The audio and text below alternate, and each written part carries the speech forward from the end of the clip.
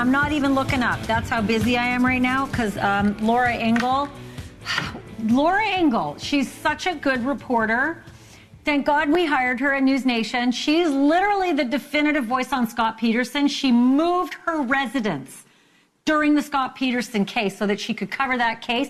And I bet she thought, whoa, once that was over, she would. Well, Modesto's a big deal for her again because she's so plugged into that case. The fire department chief from back like 2 decades ago now has given her access to a document that no one has seen before. And it turns out, I hope you have whiskey in the house.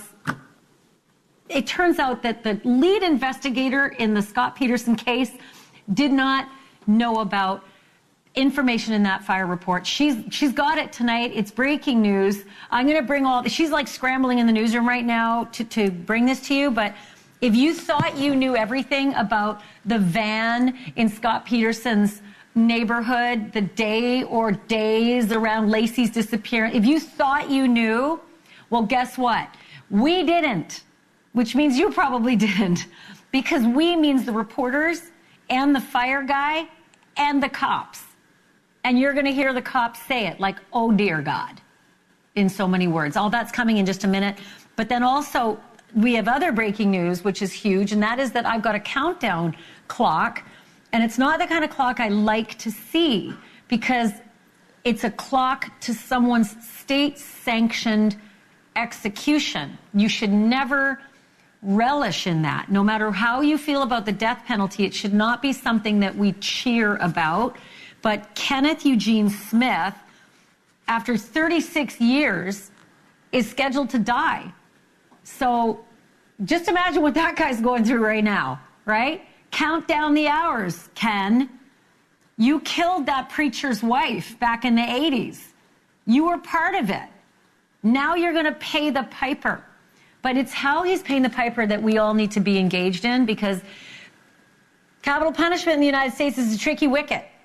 We struggle with shooting them. We struggle with frying them. We struggle with putting the needle in the arm. So we picked a brand new way of doing it. We're going to mask him up and make him breathe straight nitrogen till he suffocates. What if he vomits in the mask? Do we take the mask off? Do we stop? There is so much we don't know. This is uncharted territory. And Ken is well aware that this is uncharted territory. I'm just going to tell you this right now. You think SCOTUS is going to call that phone on the side of the execution chamber and say, oh, last minute reprieve? Nope. They decided today, sorry, no free pass. It goes straight ahead. Maybe the governor.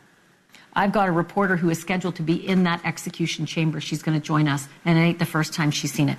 Also, do you know the Reefer Madness trial we keep following, waiting to find out what's going to happen to Bryn Spacher after she took a bong hit and went crazy and then stabbed Chad O'Melia, her boyfriend of only a couple of weeks, 108 times, dead? The judge told her how much time she's going to spend in prison for that. Did I ask you if you had whiskey in the house? Because you're also going to need it for that. All of that coming in just a moment. Let's start here, though, because time is of the essence. It's like just 3 minutes after 10 o'clock Eastern right now. That's 9 o'clock Central, which means in less than 3 hours, barring any last-second changes, and don't hold your breath, pardon that pun, prison officials at Atmore, Alabama, way down on the Florida line, are going to stand by to execute a man who's been on death row almost 27 years. And at some point between midnight tonight, Alabama time, and 6 a.m. Friday, the state's going to give the go-ahead to strap that man, Kenneth Eugene Smith, to a gurney and then put a mask on his face and make him breathe pure nitrogen until he dies. And if everything goes perfectly, Smith should pass out pretty quick, and he should be dead within minutes. I say should because I don't know, and neither do they. If it doesn't go well, that's the big question, because nitrogen hypoxia, memorize that one, nitrogen hypoxia, has never been used as an execution method in this country, not in the United States. It's just brand spanking new. People have died that way by accident, and the medical theory is solid, but until now it's only been on the drawing board. And the reason that we're going to go down this road is because the needle is getting harder to pull off. Lethal injection is tough because the prisons cannot get their hands on the lethal drugs they need to carry it out. Smith's executioners. Imagine being an executioner. Just stop and think about that for a minute. That's what I do for a living. Hi, nice to meet you on Match. I'm an executioner. They actually had the drugs back in November of 2022, and they tried to kill him back then with a needle, but they couldn't. They had to stop when they couldn't find the right veins. So they did the reverse dead man walking. Back to your cell. Nice day for you, Ken. Who is this guy? Who is Kenneth Eugene Smith? Because if we're talking about killing him and everybody's getting emotional one way or the other, you should know what he did. By his own admission, he took part in a violent and cold-blooded murder back in 1988, the year I graduated from college. That was the path he chose. This is the path I chose. He confessed that he and two other guys were paid by a pastor, a Church of Christ pastor, to kill the wife of that pastor. So Kenneth Eugene Smith and another man talked their way into that pastor's wife's house. I'm sure she was quite godly and probably sweet and kind and probably believed them until the fear washed over her like none of us, who's alive and breathing right now, has ever felt. Suddenly she's facing the knife. And that's how they chose to kill her. They chose to stab her. Not once, not twice, no. That pastor's wife had to endure this terror 8 times. And then she died on the floor of her own house. No husband there to comfort her because he was the one that did it. Her name was Elizabeth Sennett. This is her in better times. She was only 45 years old. She had 2 teenage boys. How's their life been? The killers decided, let's make this look like a robbery and trash the house. Didn't work. Witness came forward. All 3 of them went to prison. One of those killers died behind bars. Lucky him. Another one was executed in 2010, so he saw the terror.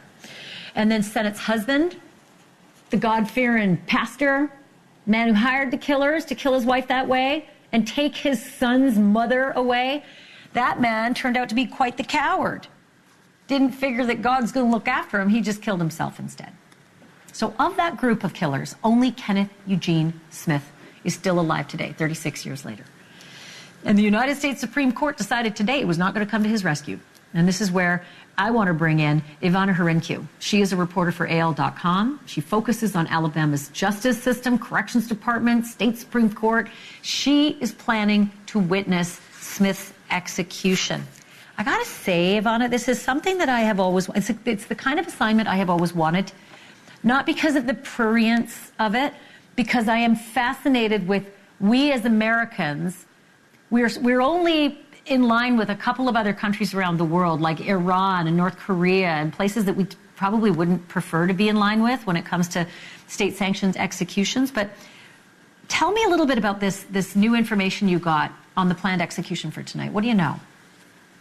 Right. Well, technically, the state has, starting at midnight, so it is just a little bit after 9 here in Alabama. Technically, the state has until after midnight, until 6 a.m. on Friday, as you mentioned in your intro here, to execute Kenneth Eugene Smith. Now, that execution is not actually scheduled to start until 6 p.m. on Thursday, so 6 p.m. tomorrow. So that's likely the earliest that this will happen. But he still has another pending appeal. The 11th Circuit Court of Appeals actually just sided with the state. So he could appeal that separate case back up to the Supreme Court here later this evening or in the morning. So we could spend the day tomorrow and the evening tomorrow waiting on Supreme Court yet again to decide if he will be the first person to die using this new method.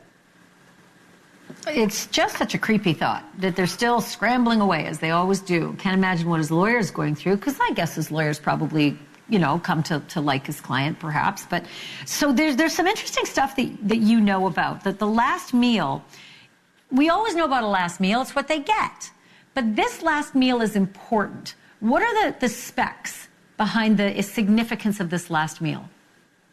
Right. So one of the concerns that has been about this death by nitrogen gas has been that Kenneth could vomit into his gas mask. That could create a plethora of problems, according to medical experts. And one thing the department really wants to do is make sure that doesn't happen, or I shouldn't say the department, I guess the federal judge. So recently, earlier today, a federal judge revealed in court documents that Kenneth Eugene Smith's last meal, if he chooses to have one, which he does not have to have if he does not feel like eating, his last meal cannot happen later than 10 o'clock in the morning. So that would be 8 hours of time. If this execution happens at 6 p.m. tomorrow on Thursday, that would be 8 hours of an empty stomach for Kenneth Smith. He also will have clear liquids throughout the afternoon, but he will not be able to have those either from about 2 hours ahead of that scheduled execution at 6.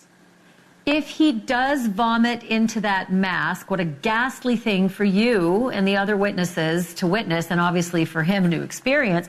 Do they then stop the process? Because I would assume at that point you're aspirating your own vomit, and that wasn't in the cards? I think the court has said that is something that we don't know. We're going to have to find out. I think the state has said in court filings that they did not imagine that to happen. If it did happen, that they would let it go. I do believe that this is just going to be another factor in the kind of wait and see of this process. What about family? Like, what does he have family? Do they care? Some inmates go to death without family. What's the protocol for that? You know, over my career, I've witnessed quite a few executions here in Alabama, and the witness room that media can witness in is shared with the inmate's family. So we are actually there with the inmate's family, lawyers, or anybody that they choose to witness on their side. So that's a kind of a separate fold of this whole experience. But Kenneth does have a wife. I'm not sure if she's planning to witness. We will get all of that information tomorrow, what members of his family choose to come witness. We do know that he has a spiritual advisor who will be in the execution chamber with him. So he will at least have a spiritual advisor with him. He does have the opportunity to visit with his friends, his family, his wife throughout the day. And then we'll just see tomorrow who shows up to witness. That reminds me of Sister Helen Crajon in Dead Man Walking, the spiritual advisor that might be with him. Also difficult for that person, I'm fairly sure. Lastly, but not least, and this is the most important thing at this late hour, the proverbial phone on the wall. I don't know if they still do it that way, but is Kay Ivey, the Alabama governor, the only person who can ring that phone and stop this process if they deem there's a reason? Sure, the governor could call this off at any point. I think that would be something that a lot of people would be surprised to hear, but she does have that option. And again, now that the 11th Circuit Court of Appeals has declined another appeal by Kenneth Smith, his lawyers do have the opportunity to appeal that separate case to the Supreme Court. So I would imagine they would be doing that this evening or early tomorrow morning. So we could also be waiting for a phone call from the justices tomorrow, but I can't imagine that they would already go into the chamber and have Kenneth ready to die and be waiting on that phone call at that point. I think it will be resolved before then. I am going to call you several times between now and Friday. I really appreciate this, Ivana. And like I said, it's a gig that I've always wanted and feared at the same time. So you're a very brave reporter to do this, and it's an important job. Will you come back and talk to us as we continue to go through this process towards Friday? Oh, absolutely. I think the biggest part of any execution, but especially one like this that is the first of its kind, is we have to be as clear with the public as we can. If our state dollars are going to be executing people, we should at least be aware as to what's happening. Amen. Ivana, thank you for that. Ivana Harinciu, like I said, she's going to be back. In the meantime, I want to bring in Deborah Deno. She is one of this country's leading scholars on the death penalty, a professor at Fordham University School of Law, whose work on the constitutionality of capital punishment makes her one of the top experts on executions in the U.S. Also with me tonight, Joseph Scott Morgan. He's a certified death investigator, a professor of applied forensics at Jacksonville State University in Alabama, also friend of the show. Deborah, let me start with you. You heard Ivana just say it. It's important for us to witness this because we are breaking new ground with this form of execution. So with you as the expert, I'd just like to get your take now that we're just basically hours from it likely happening. Well, it's amazing that reporters like Ivana are going to be witnessing this because we depend so heavily on their descriptions. Holman Prison is in a very isolated area, and for decades we have really depended on the people who are closest to the inmate describing every conceivable detail. Let me ask you, Joseph, to weigh in here. This is what the Alabama officials say about the nitrogen hypoxia method of execution. Quote, the most painless and humane method of execution known to man. Is that right? And should that assuage all the concerns of people out there who are against the death penalty as cruel and inhumane?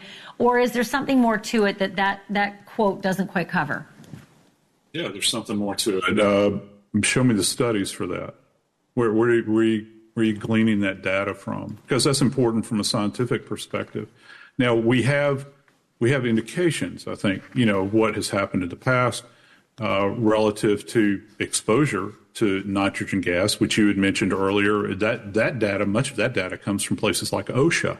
And there are a few veterinarians that have held forth opinions about euthanasia with pigs in particular, utilizing nitrogen gas.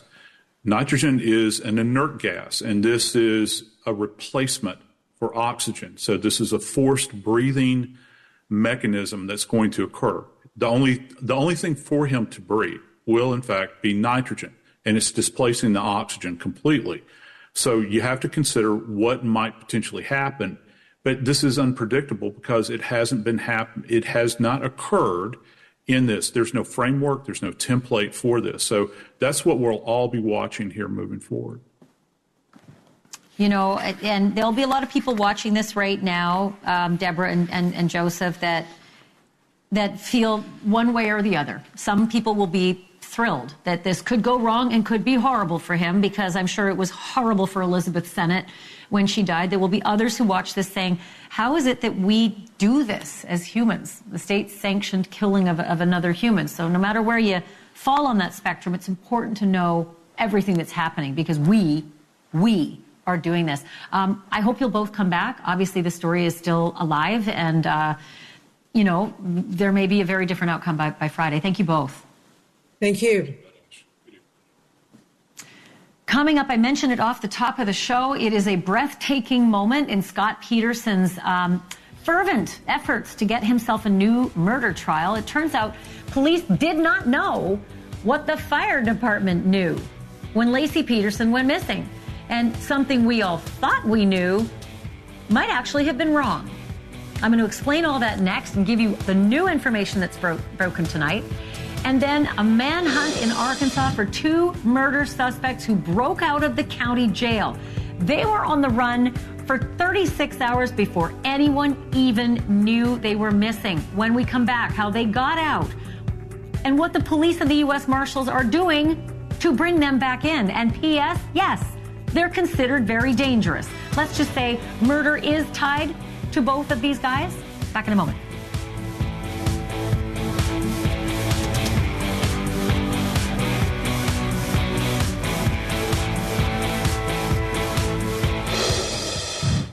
Seriously can't believe that I am about to say this, but we have breaking news on the Lacey Peterson case. We have always heard about that van that was spotted across the street from Lacey and Scott Peterson's house the morning that Lacey went missing. We've always heard about that. It's in documentaries. It's all over the place. It was white, tan, brown. Everybody had kind of a different, but it was checked out and it was cleared of being involved in the case. But as it turns out, it looks like there may be another van, and it's that other van that is making really big headlines, a van that police may not have known about. It's that one there, and that's orange. That's not tan or brown, but you could see the conflation, right? That van was found in flames a mile from the Peterson home the day after Lacey went missing, which was Christmas morning of 2002, and it was found by a Modesto fire inspector who said there was a mattress inside with what may have been human bloodstains on it. And that is what the Los Angeles Innocence Project is apparently basing much of their reasoning on for taking on Scott Peterson's case. Here's the rub. 21 years later, that same fire official is now saying that evidence of arson inside that van was mishandled. And earlier tonight, the lead investigator on the Scott Peterson case agreed and told Chris Cuomo there may have been a screw-up. What do you make of this van with the alleged human blood stain? Chris, it is new information to me. I hadn't heard anything about this before. And if we missed it, that's on us. I want to immediately bring in NewsNation correspondent Laura Engel, who's just gotten her hands on the incident report from the Modesto Fire Department on that van fire back in December 25th, Christmas Day, 2002. I said it before, Laura. I'm going to say it again. You are the definitive reporter on this case. You literally moved in order to be present in this community and cover this case. What is going on right now? What is so bizarrely new that the headlines are flashing red? Well, we had a couple of different things, right? We had the LA Innocence Project, that huge mound of paperwork that was filed last week that we all poured over. And it was referenced in that paperwork looking for motions to test and retest evidence in this case. And there was a list of things, and this orange van was one of them. But many of us that covered the case the way we did back then, I mean, for anybody who doesn't remember, that's all we were all talking about, reporting on. The whole world centered around this case in Modesto and then in Redwood City for this trial of Scott Peterson. But all of us have been comparing notes going, do you remember this particular van? Apparently some people knew about it, and I saw the paperwork, I heard the report of the firefighter, and today I started making calls going, I need to see something to prove that this really is the case. And we've got the report. It's 2 pages. It's in the Modesto Fire Department archive from 2002, stating that there was, in fact, this van fire that was responded to on Christmas morning, just before 8 a.m. Christmas morning. And here is the end of the incident report from the Modesto Fire Department. This was a fully involved van fire. There was a rag hanging out of the gas fill hole with the gas cap on the ground, but this was not the case of the cause of the fire. There were 3 or more gas cans in the vehicle with evidence of flammable liquid usage in the interior of the vehicle. This was an arson fire. The battery was missing. Those are the closing thoughts and notes on this incident report. The question is, what happened next?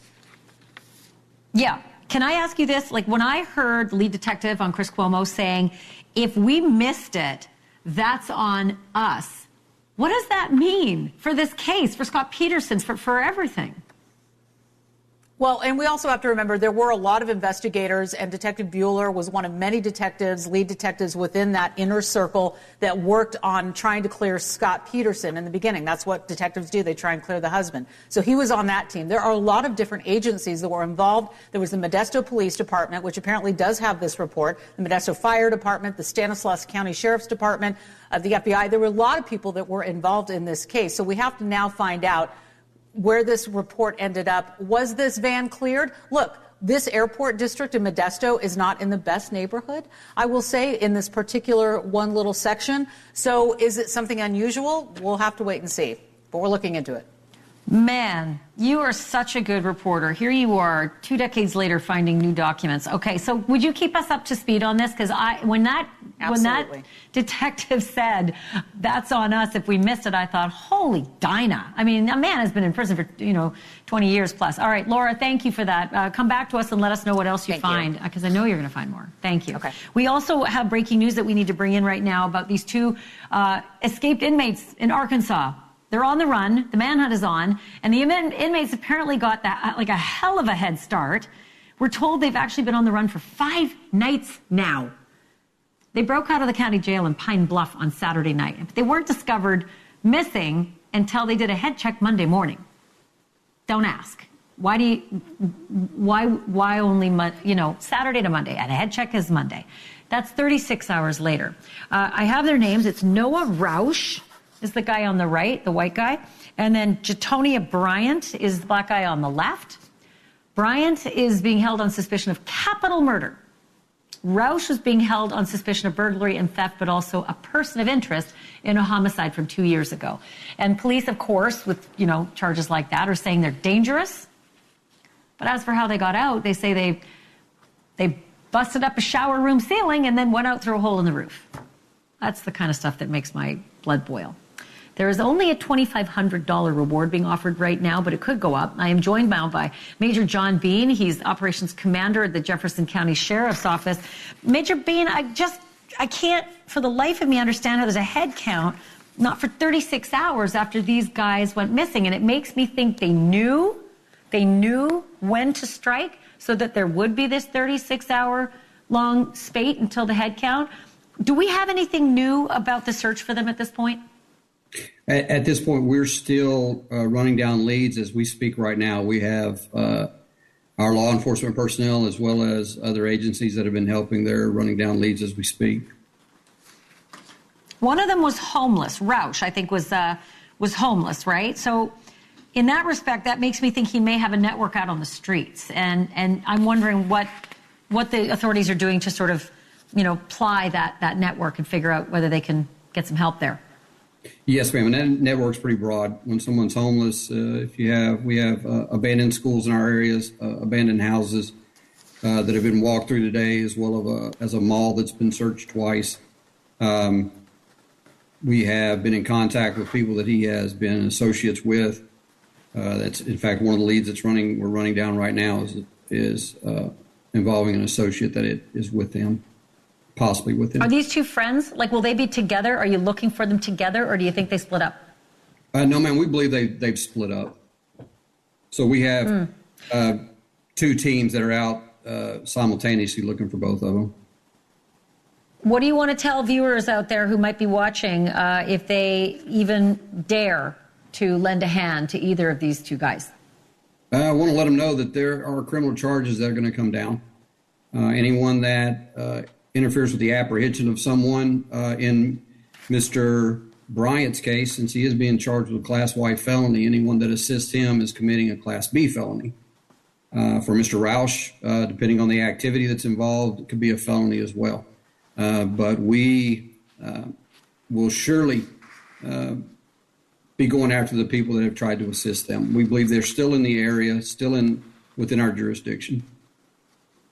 Yeah, and as I read the law down there, even if they tell a little lie, that's part of the harboring. So yes. I hope you guys catch your man. I mean, seriously, these guys could be really dangerous with the charges they're facing. Major Bean, will you keep us updated on this? Yes, ma'am, I sure will. Okay, and I'll trade you one. We'll let our audience know the info for the Jefferson County Sheriff's Office. It's 870-541-5300. Again, Jefferson County Sheriff's Office, 870-541-5300. Call if you know anything about these two. Still to come, a 26-year-old man is stabbed to death and then some because the killer plunged the knife into him 108 times. And after she goes to trial and is convicted, she gets her sentence. Drum roll, please. Community service. Oh, and probation. No prison. How? Just how did that happen? Coming up next, the victim's father joins me for an exclusive interview, his first public reaction to that stunning announcement in the California courtroom. I don't like to presume things on this show, but I am pretty sure that most of the inmates across America that are sitting in a jail cell right now are sitting there for offenses that are much less serious than Bryn Spacher's offense. By which I mean they are not sitting in prison for stabbing someone 108 times. And guess what? Neither is Bryn Spacher, and she never, ever will be. We have brought you Bryn's story before. She was convicted last month of involuntary manslaughter after stabbing her boyfriend, Chad O'Melia, 108 times using 3 different knives. Yesterday, she was handed her sentence for that killing. And weirdly, she was only facing 4 years. And I'm going to get to why in a minute. Because 4 years would have seemed pretty damn light, given what happened to Chad. So imagine the shock in the courtroom when she wasn't given any prison time at all. Nothing. Instead, the California judge sentenced Spacher to just 2 years probation and 100 hours of community service for 108 stab wounds. Now imagine the shock for Chad O'Melia's family in that courtroom. His father is right now driving back home to Oregon from California after surviving that moment in court. He's going to join me shortly with his first public reaction to Bryn Spacer's sentence. But first, a little bit of the backstory. On the night of the killing, May 27th, 2018, Spacer and Amelia both took a couple of hits from a bong. And according to experts, Spacer went into something called a weed-induced psychosis. And the experts testified, and the judge agreed, that when Spacer stabbed Amelia over and over again, and then stabbed herself repeatedly, she apparently did not know what she was doing. When the officers arrived the next morning, they had to use a taser, and they had to beat her with a baton to disarm her. And still, she stabbed herself in the neck. And she stabbed her dog. And in deciding to spare Bryn Spacer any prison time, the judge said that there was evidence that she had no idea marijuana would affect her in such a horrific way. Now I am joined by Chad Amelia's father, Sean Amelia. And Sean, I know we are catching you just sort of fresh out of this day, this shocking day in court. Can you take me to that moment and describe what that was like for you to hear that she would spend no time behind bars?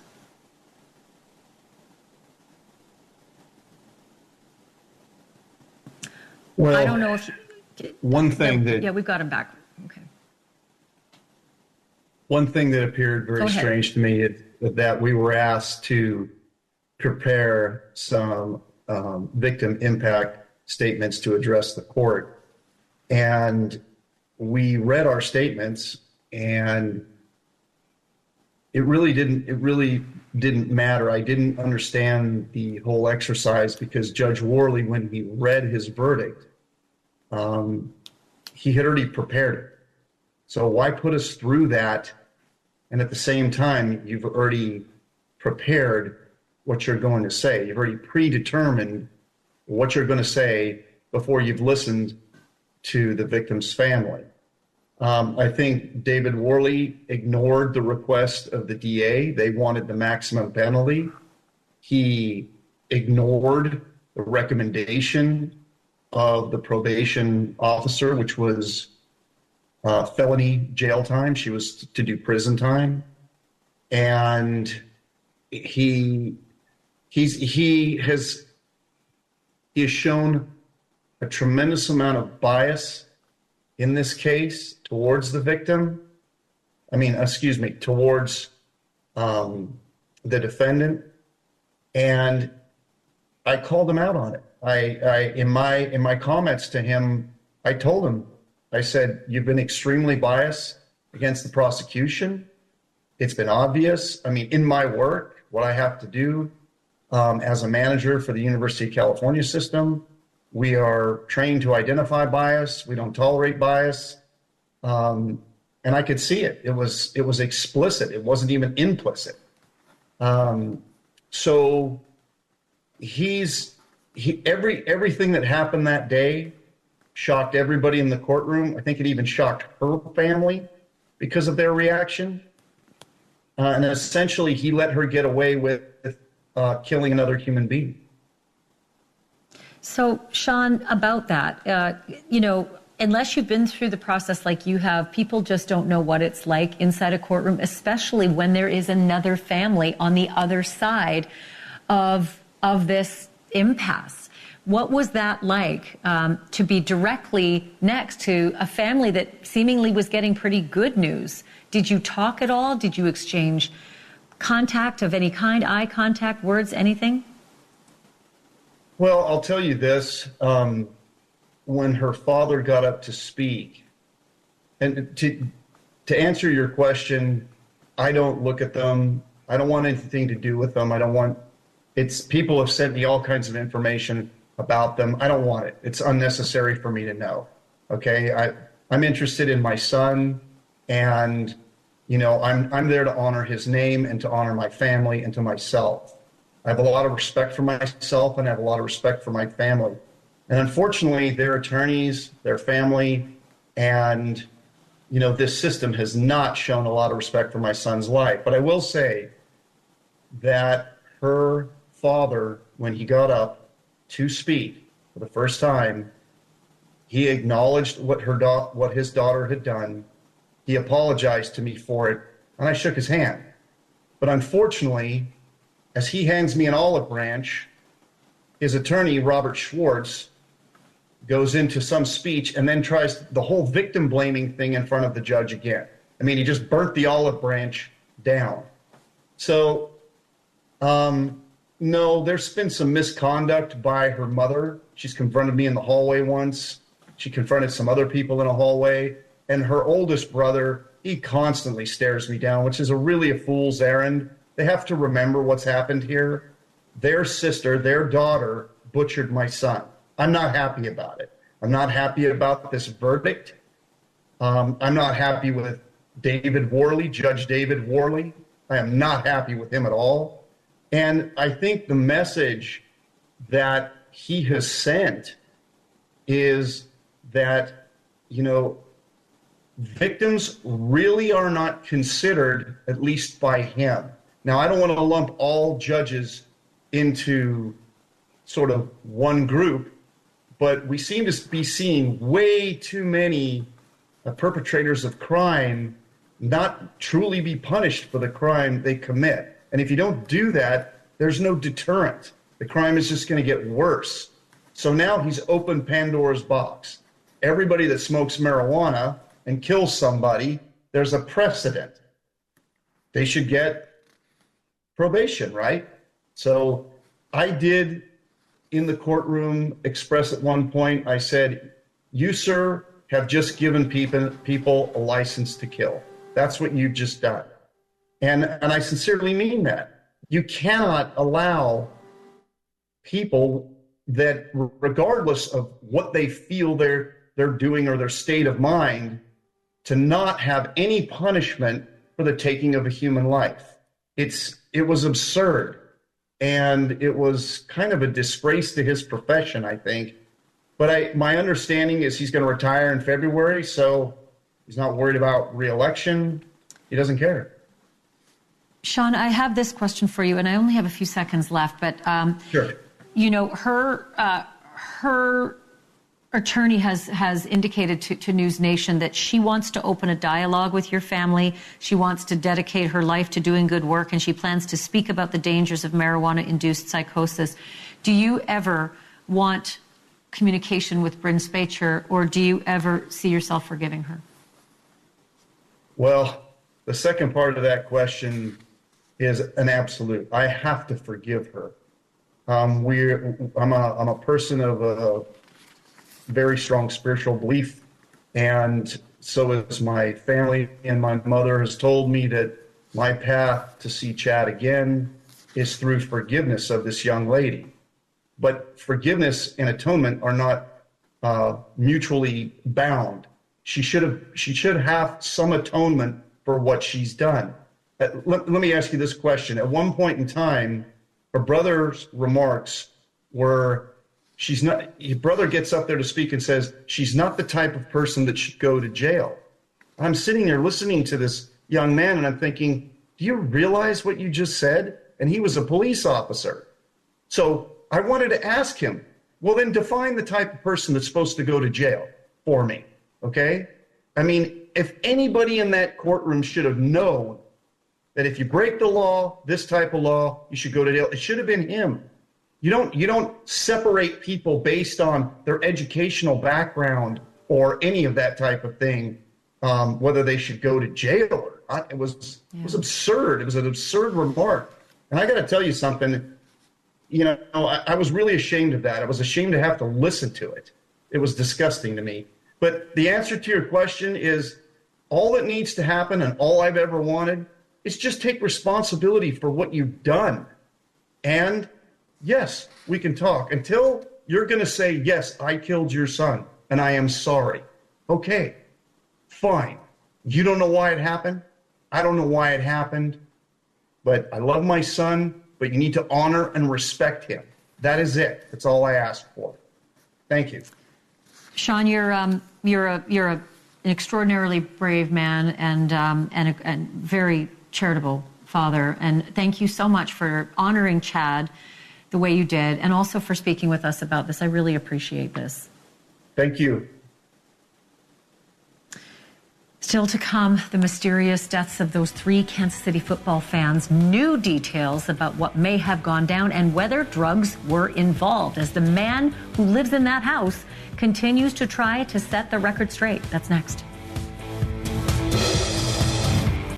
Right? But there's been a lot of speculation that maybe drugs were involved. Tonight, the father of one of the victims, Ricky Johnson, told Chris Cuomo that he believes that his son did do drugs, but that he didn't abuse drugs. He's not referring to that specific night either. And the homeowner's lawyer also cleared up something else tonight. It had been widely reported that the homeowner had nothing to say about those 3 dead victims in his backyard, except callously they froze to death. But Jordan's lawyer, that homeowner's lawyer, says that what Jordan actually said when his sister called him in a panic, worried it might be him in the backyard, was that, quote, the police found 3 of my friends frozen in the backyard last night. Joining me now is reporter Malik Jackson from Fox 4 in Kansas City. When are the toxicology reports expected to come back, Malik? Because that, I feel like, is going to clear up a lot. Yeah, so I actually spoke with a medical examiner's office today that has possession of these bodies and is running these autopsies tests. They tell us that anywhere between 6 to 8 weeks is when we will know the results of those toxicology reports. But it gets a little murky because we've already passed 2 weeks, so really be 4 to 6 weeks, excuse me.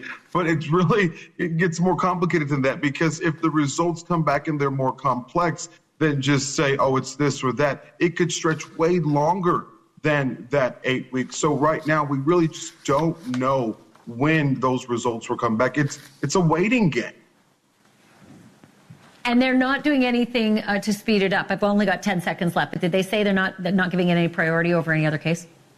No, they're not. And the exact verbiage they said was that no other person's death matters more than anybody else's. They treat all cases the same, and so they will not be speeding it up. And so we will have to wait, unfortunately. Yeah.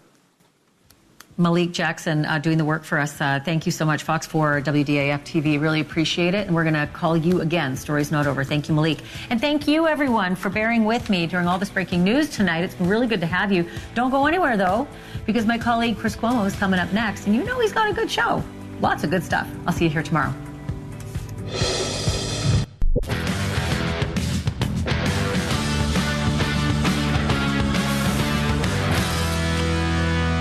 Hey, everybody, I'm Chris Cuomo. It's Wednesday. We're live. So what do you say? Let's get after it. We have some things to be concerned about, and we'll go through them together tonight. We're going to start with a case that doesn't make sense. 3 found dead, frozen stiff in the yard of their friend. The man living there, the friend, says he had nothing to do with it. So what happened? We have the father of one of the victims. He has a theory. He believes drugs were involved and that the men were dragged into the snow and that the man living there does know something about it. We have him on. We also have the lawyer for the man who lives in that house, and he has a different story. We also have our best investigator